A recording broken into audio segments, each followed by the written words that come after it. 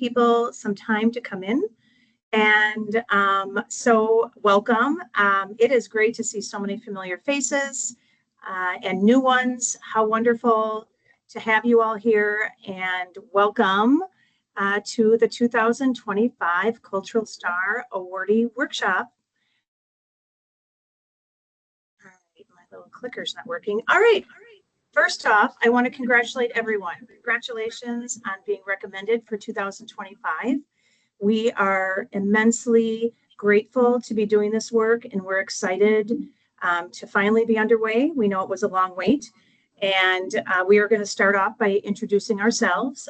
Our team is listed here, and we are going to one by one just tell you who we are, because you're going to be working with everyone on this list except for maybe Erin, who heads up Neighborhood Star, but she also supervises the entire STAR team, so she is a very valuable member.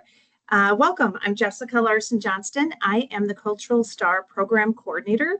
I have been in this position about 2 years, and before that worked for the council, the St. Paul City Council, so I'm very familiar with city government in St. Paul and love this job, especially with so much federal funding cut for the arts. We understand how important this funding is for you. And so we are enthusiastic and excited to get moving and get you all under contract and underway. I am going to now let Erin introduce herself. Hi, everyone. I'm Erin Lewis. Like Jessica said, I coordinate the Neighborhood Star program and just want to echo the congratulations. Excited to see you all here today. I will pass it over to Grace. Thanks, Erin. Hi, everyone. My name is Grace Bubel. I am a project manager on the STAR team, and I will be working with several of you for the duration of your grant. As Jessica and Erin shared, we're super excited to have you join us. So thanks for hopping on our call today. I'll pass it over to Naya next. Hi, everyone. I'm a project manager with the STAR programs. I primarily work on Neighborhood STAR, so I'll only be working with a few of you. And again, congratulations. I'll pass it back to Jessica now.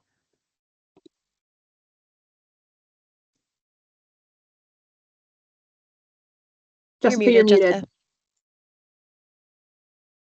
Wow, we're plenty of years into the pandemic, post-pandemic. Sorry about that. Nancy couldn't be here today. Many of you know Nancy Vang. She is another project manager who will be working with many of you and just couldn't be here today. You're already doing it, so thank you. Please introduce yourselves in the chat. That is a great way for us all to know who's here, and please also include, if you can, what organization you're representing or heading. And if it's your first year, let's shout that out. It is always exciting to see new organizations for these grant awards. So thank you. As we get rolling, this is just a quick agenda. We'll go through each of these things. It's here, so if you have to go back and want to see what we talked about today, you can. A few housekeeping items quick is please keep yourselves muted unless you're asking a question. We will have time for Q&A at the end, but I will pause after the contracting section and several of the sections that we're highlighting today in case there's a pertinent question. But for the most part, a lot of your questions may get answered as the presentation kind of moseys along. So if you can wait, but if you can't, that's okay too. This is more of a conversation, and really the basic part is just that, like, I want everyone to feel comfortable with what to do next, because many of you might be going, what do I do now? So the first thing I want to talk about is just project types. This orientation session is focusing on the contract and payment process for special projects and organizational development only. That actually makes up the majority of the grant awards this year, but capital projects follow a slightly different scenario. So if anyone has a capital project in the future, or is the one organization, Great River Passage Conservancy today, I will be contacting you directly to get the process moving. And otherwise, the rest of you, this will be very pertinent and interesting information today. The first thing we're going to cover is that on December 3rd, the council passed the resolution, making all the recommendations final. We appreciate the patience It took longer than we had wanted it to this year, and really the timing is all out of the STAR team's hands. Once we pass the recommendations forward, it has to go through a bunch of different stakeholders, and it was frustrating for us. I know it was frustrating for many of you who had projects that were starting,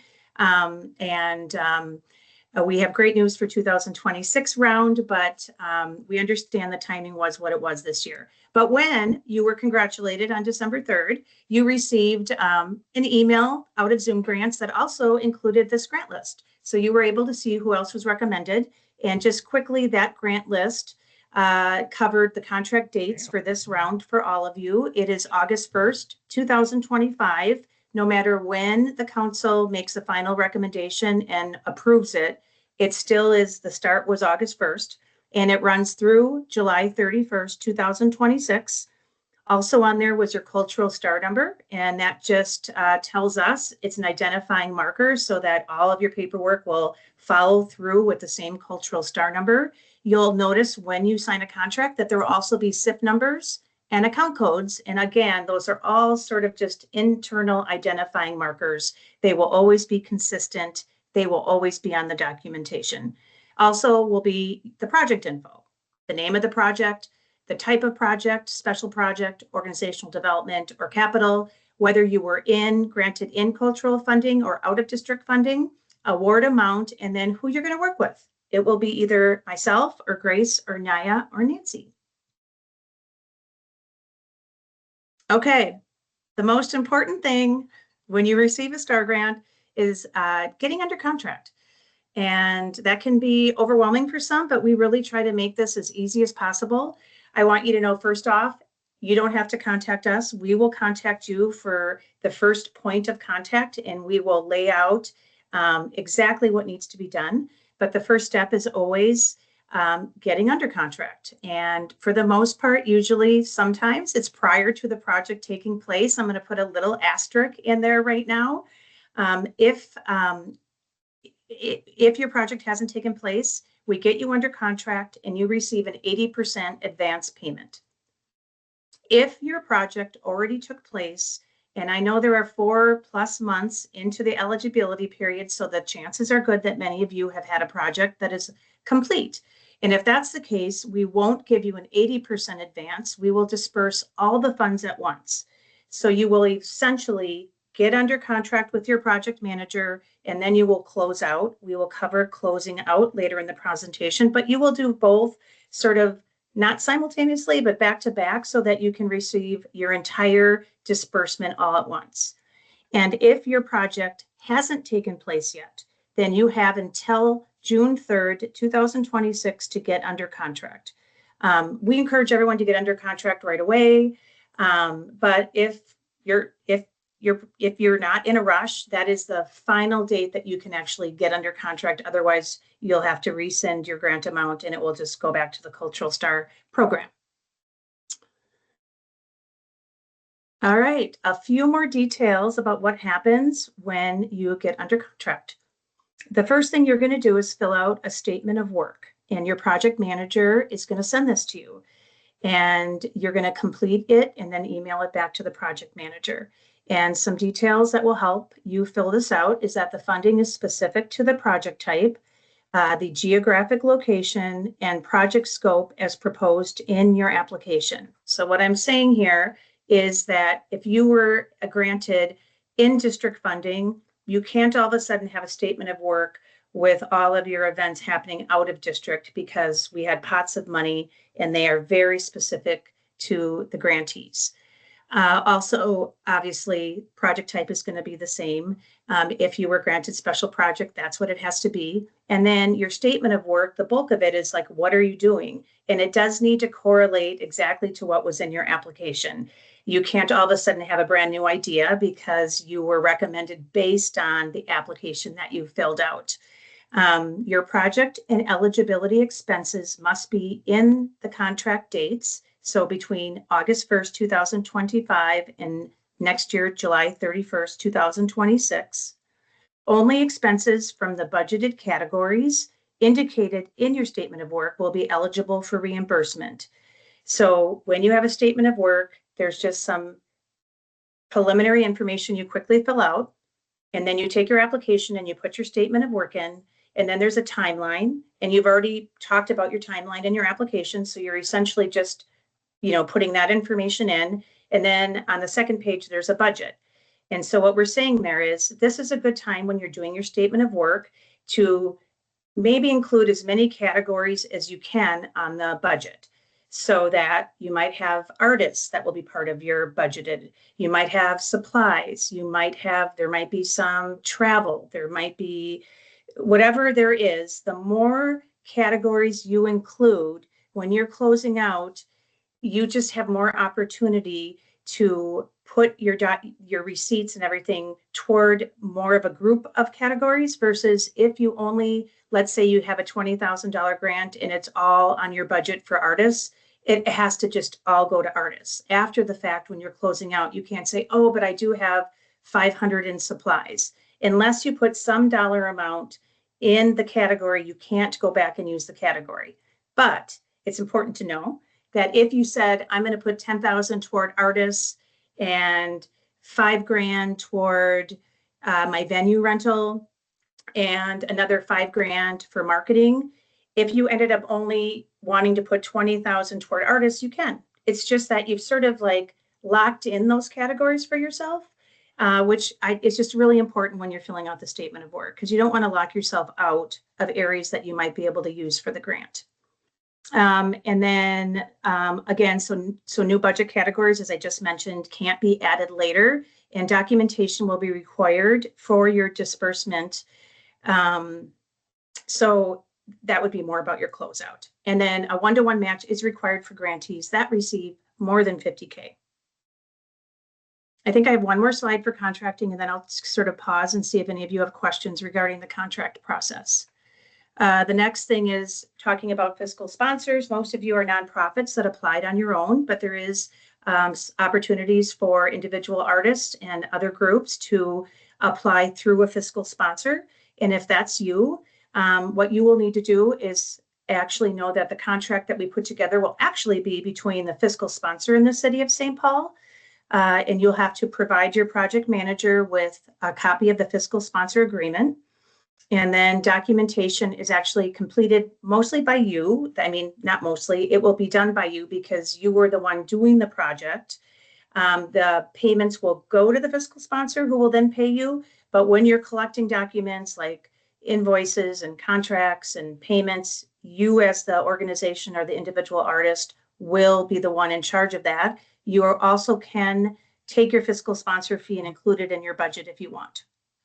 Also, a good reminder is just when you applied early in the year, you had to supply your Minnesota Secretary of State status, and it needed to be active and in good standing. And it's always a good thing to just check and make sure you don't have to reactivate it again. They lapse, and because it's been such a long period of time between you applying and now receiving the funds, it's just we just like to remind people to just check that out, make sure that you're active.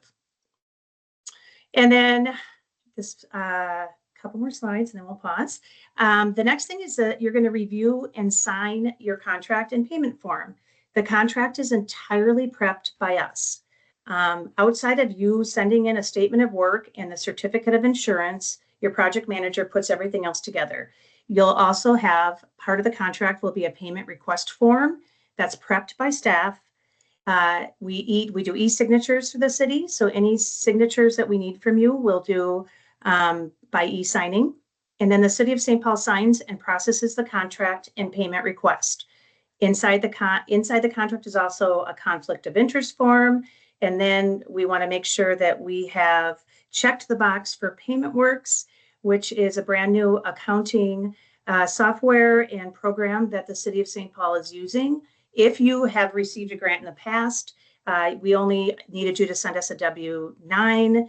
And so now it's different. Now we're going to go through this PaymentWorks system, and we're going to Grace is going to talk about that in just a minute, because the step 3 of your process with contracting is implementing your project. So we want you to know at this point, be prepared for all your final requirements that will be due when you close out. Keep documentation of all your expenses that you're going to charge to this grant. That's invoices, that's receipts, copies of payment method, artist venue contracts. We need it all.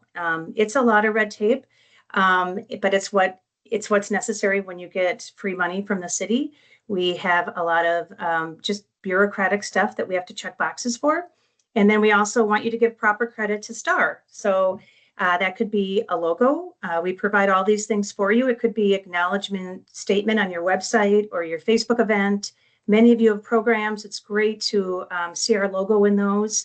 It helps promote our program also to new people who want to apply in the coming years. So thank you for that. And then next, we're going to talk a little bit about Payment Works. But before that, let's pause. And Naya, Grace, and Aaron, if you can let me know if we have any impending questions that we should maybe answer now, or if we just keep rolling. I have not seen questions in the chat, but let's give it a moment to see if people have any to enter. Oh, I do see a hand.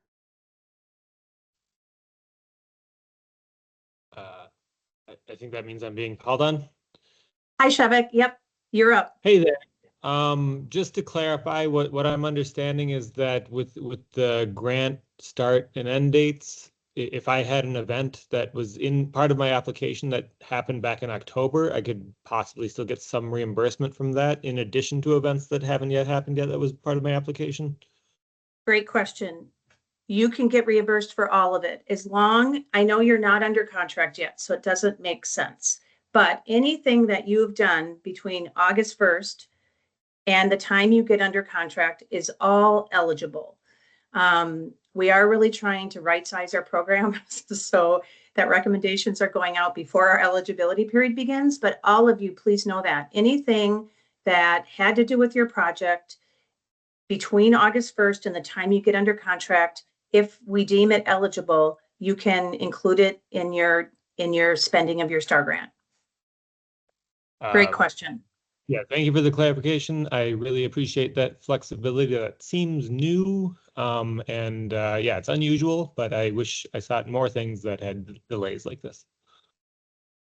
Well, I think it's important as ever when it takes this long to find out whether you were recommended. So we really try to be as flexible as possible. Things that happened in July, however, we aren't going to be able to approve, but August 1st on. I know I see at least one more hand up. It looks like Tish. Hey, thank you. I have kind of a similar question. It's not really about back reimbursement. It's more so specific circumstances. For example, one of the partner venues in our grant application, they needed a really large payment and they needed to know, and they're located in a specific district. That was so if we need to change, like how much flexibility do we have, or do I need to either be prepared to lose that money or create some added portion of our program that still meets that requirement? Or are you flexible in that? Because it's like the amount of time it took to know that we received the award, we missed their deadline and we had to pivot venues. Yeah, so that's just a question, how much flexibility there is in shifting due to the delay. Good question. Tish, if you are asking specifically, like if you got in-district funding to have your event somewhere and all of a sudden you couldn't and you had to now pick an out-of-district funding, you can't do that because your grant was given to you based on what was in your application. There are certain things we can be flexible with, but on something like that, you wouldn't be able to count it. There might be other things, without knowing your specific project, like, you may need to talk to your project manager who can reach out to you and after this presentation. I don't know, I haven't looked at the grantee list to know exactly who is your project manager offhand, but I think this would be more like you need to talk to your project manager and figure out all the specifics. But a general answer for all of you and you, Tish, is you can't, if you have an event that you said was in district and then all of a sudden it's not, it doesn't comply with the grant you're given. One more question, which is how soon can we, are you all able to turn around this getting under contract situation? Like, is that something that can happen this year for those of us who our events are in process or about to start, and it would be helpful. I think with Christmas next week, I would say probably it's going to be early in the next year. I think most people are off next week. It will depend on your project manager. So I've made a little note already to kind of just figure out who's project managing you. It might be me. I have to figure that out. And then one of us will reach out to you and talk to you. But I think it's realistic. And if any of my team wants to hop in, so many people are out on and off through the last 2 weeks. It's probably not going to happen until early next year.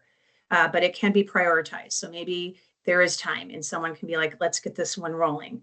I would encourage you also to on the website is on the grantee recipients. You can see every form we're asking you to fill out just to kind of get your head around what you're going to be asking. So you can see the statement of work and the insurance certificate, which are the two things you're going to have to fill out. And the sooner you can have all that ready to go, the sooner your project manager has what they need to get the contract in place and to iron out whatever questions there are within the specifics of your project and the challenges you faced. Thank you. You're welcome. All right, next, it looks like Mangala. I'm sorry if I'm mispronouncing your name, but have you see your hand up? So similar kind of question, because of the timeline of, first of all, very grateful that we have been awarded this grant, but our event that we applied for was in August of this year. So can we retroactively apply this grant to those expenses? And our next, so it's an annual event, and our next event is in August of 2026. So it's outside the deadline. So can we retroactively apply the grant to India Fest 2025? Yes, if it Okay. happened after August 1st, 2025, absolutely. Okay, because we were anticipating this, and this was one of the major, we counted on this grant, so it's great to receive this. So it'll be awesome to be able to apply it to the event that we had in August. Yeah, it was on August 16th, so it's well within the. Absolutely. You're good to go. All right, it looks like Thomas is up next with a hand, and then after Thomas, I do see some questions in the chat that we can get to. Yes, so my question is, so I'm with the St. Paul Art Collective. Thank you for your support. We really appreciate it. What we requested in terms of funds, we got 50%. So that's great. We're very happy with that. But we had a certain amount of scope. And with the compressed timeline and with the compressed funds, I believe we're going to have to adjust the scope. And I just want to understand what the process is going to be for that. Great question. I'm so glad you asked that because that will obviously happen. It is not uncommon for Cultural Star to give partial awards. So in this case, we understand that when you're doing your statement of work, that if in your application you were wanting 50,000 and you ended up getting 25, that you might have said, hey, we're going to put on 8 events with this 50,000. And now you got 25 and there's no way to do 8 events. We understand that. We will work with you to make sure the statement of work is in balance with the funding you got. It wouldn't be fair to expect you to deliver what you said you would in the application with half the money. So your project managers will work directly with you to make sure your statement of work fits. Great, thank you. You're welcome. All right, and then it looks like in the chat we had a couple of questions around organizations whose events are already done and weren't able to include the STAR logo in publicity materials. How would be best to go about that? Kelly suggested that they could put it on their website, and would that be sufficient? Yes, I mean, again, we have to work with you in terms of what you can do if your event already happened and you didn't know whether you were going to get Cultural Star funding or not. So yes, we love to see something, even if it's after the fact. You could say, on your website, just some sort of blurb that will count. You would just screenshot that. And when you closeout, you would just send sort of the screenshot or the program or the logo or whatever however you're going to give credit to C-Star. But yes, we understand that you may not always be able to do what we were hoping you were able to do because we weren't able to fund you at the time that we wished we could have funded you. So hopefully that answers that question. And then another question in the chat, this one from Angela says, will our project managers be reaching out to us directly before the holiday? Yeah, I think the goal is great to do that. I don't know that any of us are gone for 2 full weeks. So yes, I think you can expect to hear from your project manager. And what I do is I kind of have a big welcome email, and then I kind of outline step by step what I'm going to need right away, and I will attach everything. It's like, here's your statement of work.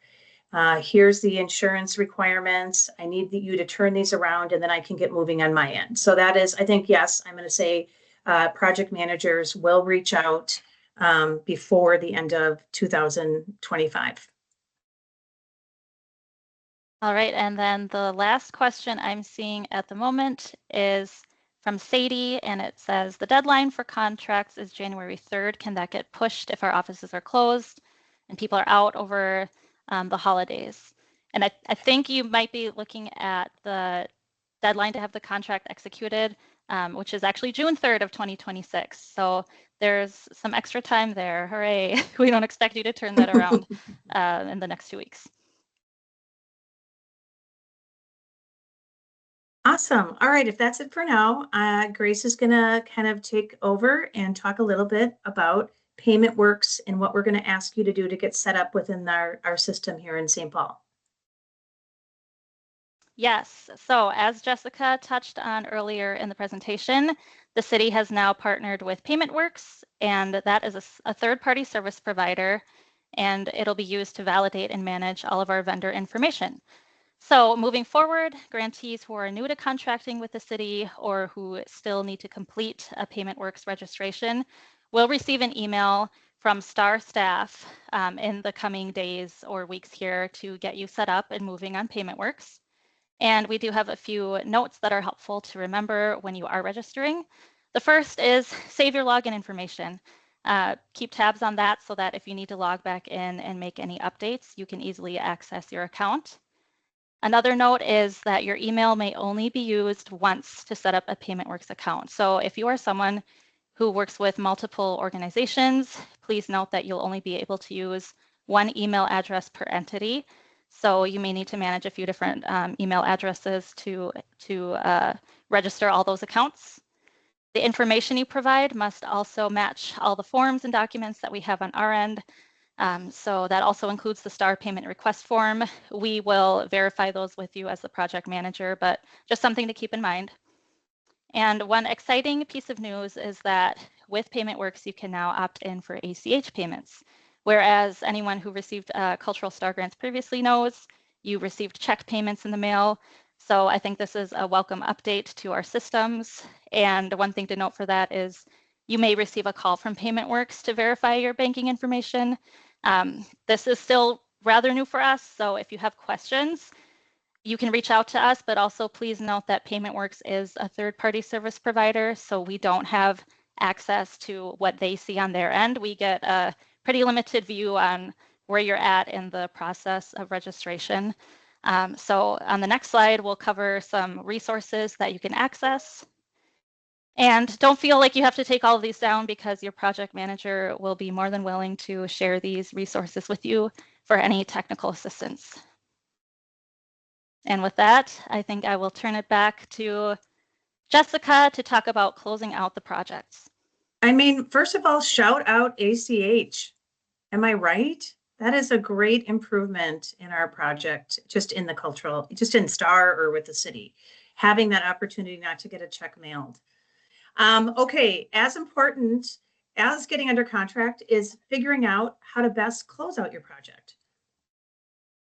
Okay, so when you get an 80% advance, if you fall into that category, you get your remaining 20% payment when you've closed out and done everything that we require in terms of documentation Once that is all in place, then through PaymentWorks, you will get your final 20%. Again, if your event already happened and you're getting under contract and closing out at the same time, you're going to take all these steps sooner than maybe other people to get your full disbursement of your grant. So step 4 in our whole process is closing out. You need to submit a final payment request, and all the documentation is going to be via Zoom Grants. And so you're going to go into Zoom Grants, and there's going to be a place to upload all of your documents. And I'll talk a little bit in a minute, in a slide or two, on the final report you have to do, but all of that will be through Zoom Grants. And some details are your project must already have taken place to close out. We will have sent you your final payment request form. If you want to look at that again, all these forms are on our website, and your project manager will be sending them to you, but we will fill it out for you. So all that you have to do is sign it. The grantee must provide documentation for the following. Any dollar, any cent that you're charging to your grant has to demonstrate what the expense was for, that it was related to the project and within one of the approved budget categories from the statement of work that we talked about a few minutes ago, such as invoices, receipts, contracts. How it was paid, we need both. So we need to know what it was in the invoice, if you ordered it, or the contract for an artist, and then we need to see that you paid it. So that could be a copy of a check. It could be a bank credit card statement. And we need to make sure that the date of the expenses incurred and were paid. I have a little asterisk against the paid, and I'll cover that in a slide, but for the most part, between 8/1/2025 and the end of the contract, which is 7/31/2026. And then just continued with the list, we need to have credit given to CSTAR if you can. If we talked a few minutes ago with that question about what you could do to check this box if you already had your project and didn't know you were getting funded. A website printout program, promotional materials, and then the completion of what I just mentioned, which is our final report. It is just a handful of quick questions. It talks about how your event went. We want to know feedback, like what could we do better, what worked well, what didn't. All that information is really helpful for us as we look to the next round and ways that we can improve. So not only is it mandatory that you send the final report, it is really a helpful tool for our team. And then the STAR grant shall be fully dispersed within 90 days from the end of the effective dates of the grant agreement, which means it doesn't mean you have to wait till October 29th, 2026. But the rules we have in place are you have to get under contract within 6 months of the resolution with City Council, and you need to close out within 90 days of the end of the contract period. We understand that if your event happened in July, it's going to be hard to close out by July 31st. So we give a few months, but everything has to be in our office. We also encourage you not to wait until October. Everyone is handling hundreds of projects, and if everyone comes in at October, it's hard and may take a while to get your final disbursement, depending on when you sent it in. So just a couple of tips there. Also, everything Cultural Star is on our website. You can get there easily by going www.stpaul.gov/culturalstar. All the forms, like I mentioned, this recording will be there in a few days. And if you scroll down to information for grant recipients, it's like magic. You can see this, you can see your grant list. You can see we have, make a note of this, there's a checklist for grantees, and it will go over actually all the steps of getting under contract and all the steps that I've just talked about closing out. It is a really informative piece, and everything that you're going to need to know is on the information for grant recipients on top of working with the project manager. So we encourage everyone to go to the website and look around, especially on this information section. And then step by step for closing out to get that final 20% or for getting your full disbursement is logging into Zoom Grants, find your application for 2025. You're going to easily see that there's a final report tab that you're going to click. You're going to complete the report. Responses will automatically save as you move to the next question. And then you're going to upload all your closeout stuff, all your expenses. If you had to have a match, if that was applicable, and all your documents, you will upload there, and then you just submit. We then get a message that you have submitted your closeout, and we can go in and look and make sure that everything's there. And if not, we'll be in contact with you. And again, with any help with Zoom grants, they have a great resource that we list there. If you are want more information on how to do things with the final report, check out the website that we list there. And the main things that we're looking for on your closeout, and we've started talking about it already, but I just really want to emphasize, do the expenses fall within the budget categories that you allocated in your statement of work? Note that the number amounts can differ. Like I said, if you spent more on artists than materials that you said, that's fine because you allocated something. No new budget categories. And does each expense document list a date within the contract period? So the contract period is 8/1 through 7/31. And moving on, does each expense document have a corresponding document showing the proof of payment?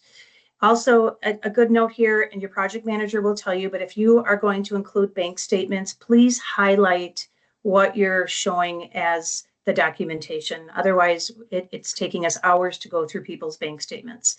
Note that the proof of payment doesn't need to be within the effective date. So this is where we contradict ourselves a little bit.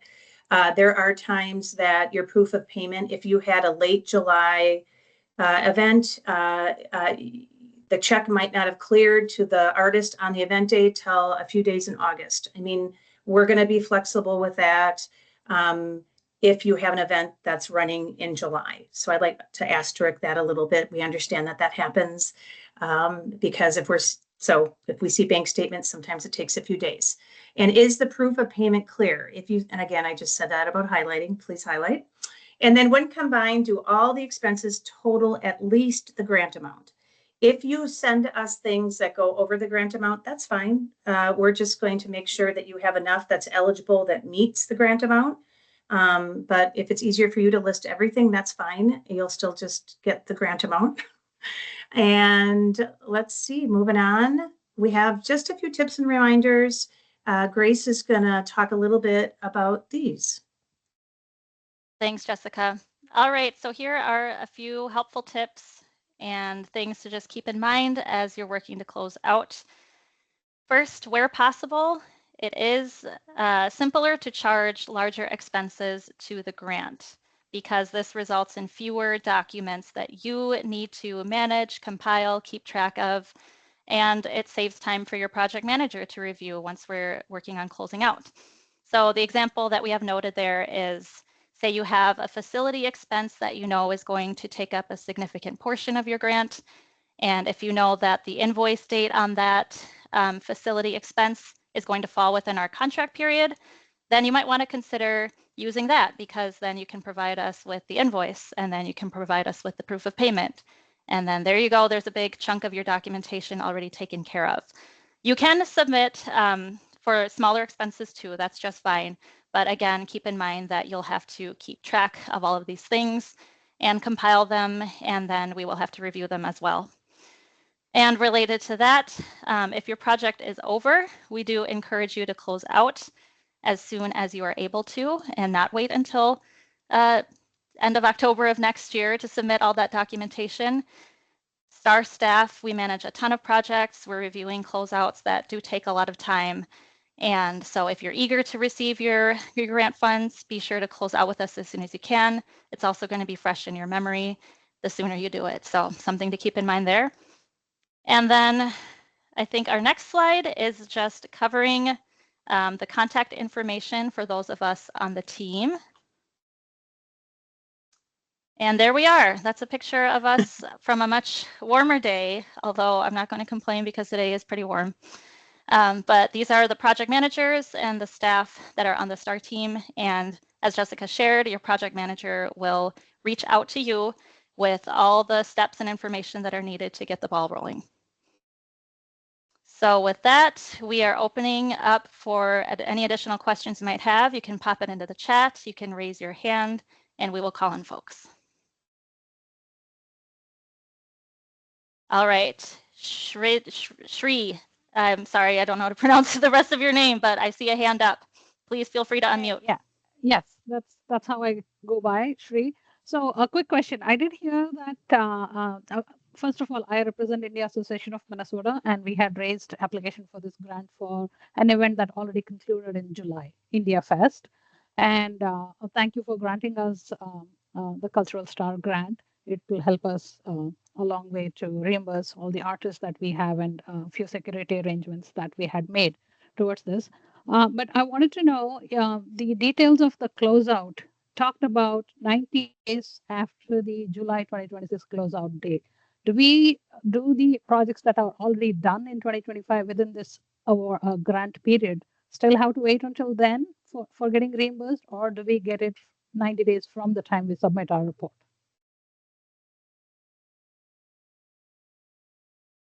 I'm gonna, can you, yeah, go ahead. I can take that one, Jessica. Shri, if I think I'm understanding you right, I'm gonna say that you don't need to close, you won't need to close out October 29th.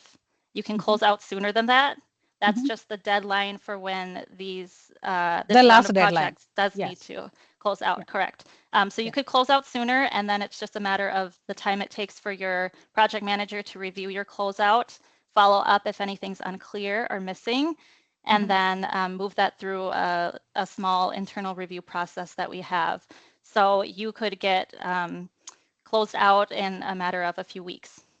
Sounds good. That's what I just wanted to know if we have to wait until everything is closed out next year, or do we get paid as and when the review process is complete for each report? Okay, thank you. Yep, it's the latter. Perfect. Thanks.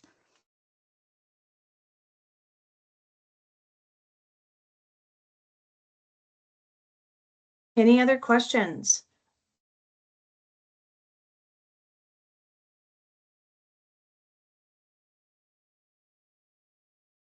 Everyone's feeling confident.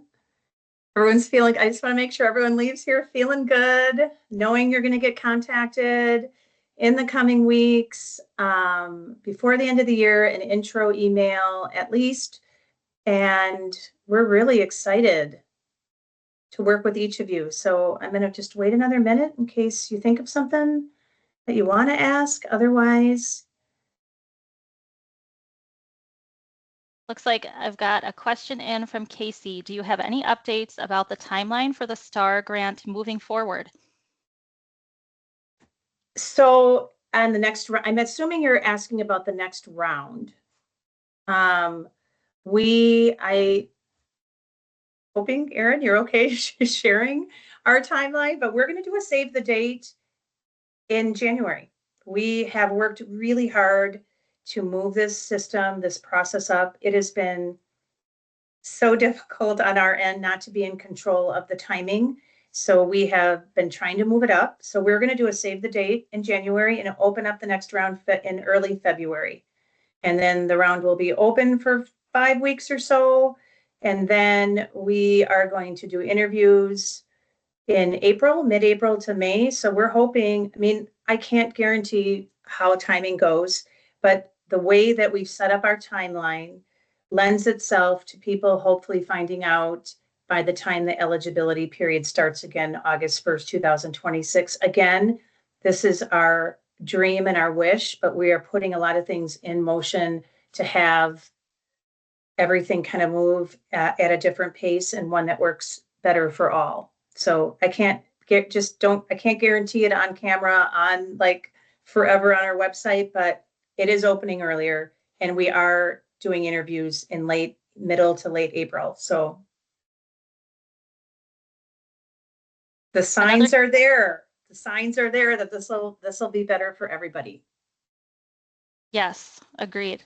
All right, we've got another question in the chat from David regarding insurance. How would we put the city on the policy if the event's already done? You're going to work with your project manager, and we have Michael Cowell is who handles our risk management and all of our insurance requirements. And there's things that we'll work with you on to make sure that you're meeting all the requirements we need on projects that have already happened. So work with your project manager, who will then work with our insurance team.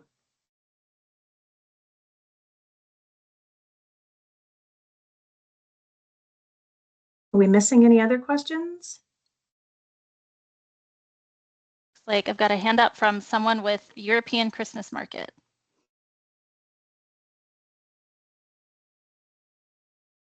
Did you say a handout? Yep, a hand up. Oh, yeah. European please. Christmas market, feel free to unmute yourself and ask your question. Thank you very much. Hi, I'm Ferdinand Peters. We're doing our event right now. It started the day after Thanksgiving. We're on county property, the Union Depot. We have an insurance policy, and we have to name them on that. So we're not technically on city property, I think. So with that, do we just show you our declaration and the COI, the certificate of insurance, and that's enough?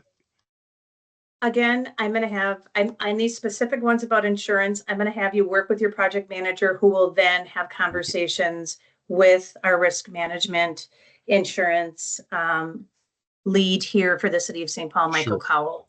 It'll be easier because everybody's instance, like situation might be just slightly Right. different. Okay, thank you very much.